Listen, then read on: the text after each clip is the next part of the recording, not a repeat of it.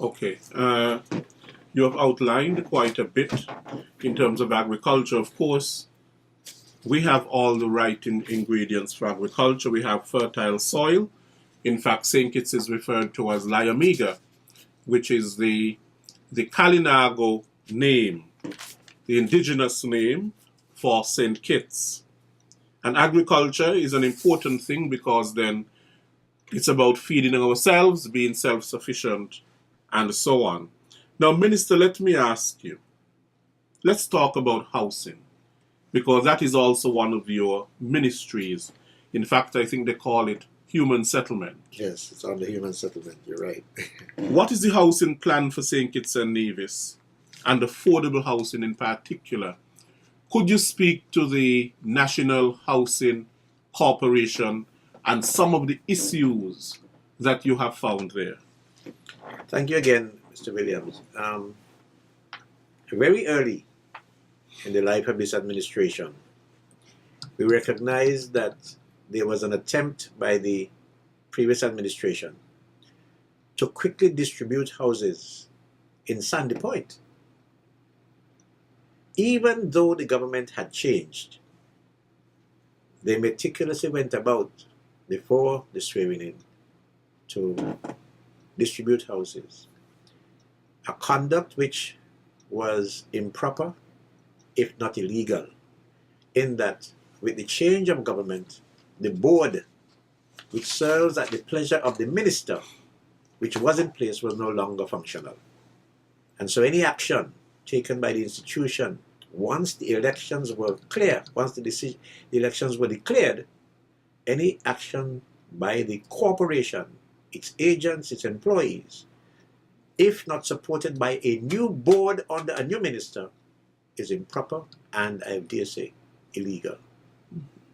So the distribution of houses in Sandy Point created a real mess for some people, and indeed over which some people have had to be disciplined. We then went to inquire into what is the state or status of NHC, financial status that is.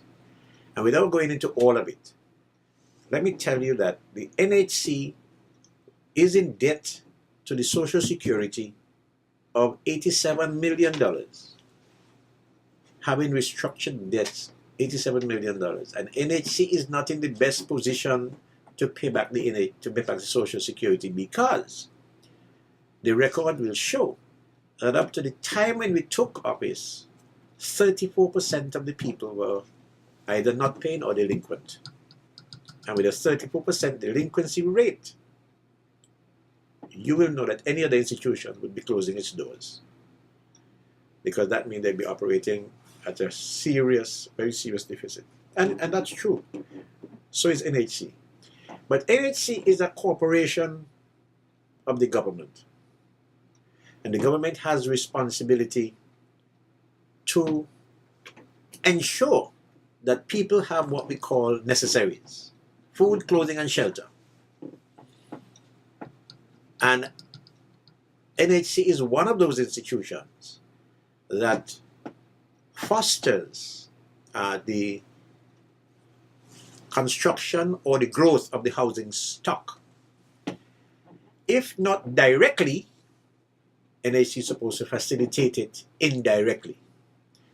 And so the role of NHC is clear. We should be focusing a lot on indigent and poor and facilitate those in middle and upper income through the provision of land and maybe policies that we put in place. And so we're off to a very slow start on NHC because, one, of the debt, and two, let's take for example, there was a Habitat 30 which was announced by the previous administration. They were supposed to be building a number of houses. But when we got there was no funding available to complete those housing. I imagine they intended for the funds to come from elsewhere, maybe SIDF or somewhere, but there was no provision to complete those houses. So we had to set about to find the resources to finish those homes. And so that is where we are at the moment. Completion of the first round of Habitat 30 that they call Habitat 30. And at the point where we have now to get something before the cabinet of the country to determine what is going to be charged to those persons who are going to occupy those homes. Because one of the important considerations is that some of those houses were finished above the normal levels. I won't go into why they were finished that way, 130, 140,000. And when you begin to work the math on what would those houses cost at a minimum interest rate of 5%, you could easily get $812, $815 a month.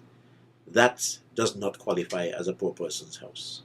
So from a cabinet level, we have to make a decision what we're going to do to satisfy the remit of NHC, which is to provide for the low income and the indigent.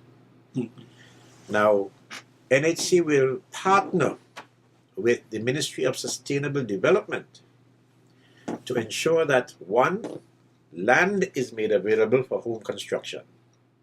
And the land which is made available for home construction, we want to encourage persons not to wait on NHC, but to move any of the financial institutions in the country, the banks, and to build your homes. Yes, NHC can facilitate you by building for you, using its resources, using its contract with contractors. And so, in fact, we are engaged right now in constructing some homes that persons have been financed from the banks. But the NHC is engaged in assisting in the construction of those homes. It is a method which we met in place, and we think it is still workable, and which we will continue to do. But so we encourage people, please do not wait on NHC to find you the money to build your house. The banks are there. The principal role of the financial institutions is to provide funding for the development of the society. Housing is one, business is another, and they should be lending for that purpose. Having said that, NHC has a responsibility to ensure that there are homes available to certain categories of individuals based on income and otherwise. And we will continue to embark on those. In fact, in our manifesto, we have indicated the quantity of houses that we will build. And we will begin that exercise. Right as we speak, I'm looking at least 4 persons have preferred proposals. One such, and I should say persons really apply to companies, to corporations, so 4 persons. But one such entity has indicated that they may be in a position to provide financing. Quite frankly, if that is so, it would be a welcome opportunity, because what that means is if that entity can provide financing, it will not be a debt burden to the government. It wouldn't go to the stock of debt that the government has. They may be just talking, maybe they can't deliver it. But we are working to make sure that they do live up. If they live up, we will be looking at engaging them. But housing will be, listen, I want the people of this country to be patient, because NHC cannot build a house for everyone. Let me make that clear. People tend to think that NHC is supposed to build for everyone. It cannot. We don't have that bottomless pit. The financial institutions still have funding. Please, where you can, access the funding. And NHC don't mind. You'll play a role in helping you to construct, which will save you a couple of dollars here and there. So don't sit around and wait on NHC if you already have land. And that brings me to a point to do with our land. Because we do have at the moment about 5,000 plots of land that have been distributed without construction taking place on them. They are in 30 locations around the country. And the only one that is near some kind of completion in terms of layout at the moment is what we call White House. It means that there will be plenty of opportunity for individuals to build in other areas of the country. And I would like to suggest that individuals with large plots of land, 5,000 square feet or more, should really be ones who can move on and move the banks. And I want to remind you, Williams, of something that we did very early in terms of land. We offered to the public an opportunity to pay for their lands and remove the interest that had been accrued over many years. let me go through that a bit carefully because I want people to understand. You have until December 31st. Let me repeat that. You have until December 31st. If you have land that you obtained 6, 7, 8, 9, 10 years ago and it's not yet paid off for, it means that interest would have accrued. And if the principal you owe on the land is, say, 1,500 and the interest is 4,000, you can go into the institute and pay that 1,500 and your 4,000 interest will be waived. By the end of December, you have that opportunity. Don't wait until January and say you did not hear it. You heard it on this show. You can pay off for your land right away and you'll be forgiven all of that interest that has been accrued over the many years. It is an opportunity for all of you. Take advantage of it while it lasts. Okay, Minister Hamilton, I want to go back to something that you said. Yeah. Did I hear correctly that you said that there's an 87 million debt Yes. that NHC has to Social Security? Am I correct? That you're correct. So how will you deal with that? How will you address that? How will the government... One of the things is that it's already rescheduled. And in fact, I think at this point, I think we're probably just paying interest right now. But it's already rescheduled. What we have to do is, one, encourage all those delinquent people out there to come to terms with their payment and make payments. I believe that if the delinquent people are fully engaged and can pay and do pay, that we'll be in a better position to service that debt over time. If we are never in that position, what that means is we're in a position where the previous administration had taken us and has taken us again, in that we have added to the stock of debt that becomes part of the national debt. And we know what happened when we had huge national debt, near 200% of gross domestic product. What happened to us was we had to end up going and borrow money from the IMF and was under structural adjustment and still under structural adjustment. For 3 years, public servants could not get an increase in their pay as a result of that debt.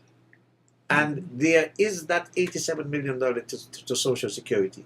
That is really the same style of conduct that brought us to the point where we were practically crippled and had to, be applying austerity measures. Can you imagine?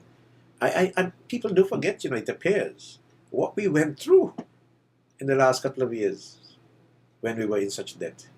People had to take a haircut. How can people forget that? That 50% of your investment with the government was lost as a result. That is why Team Unity is where it is today.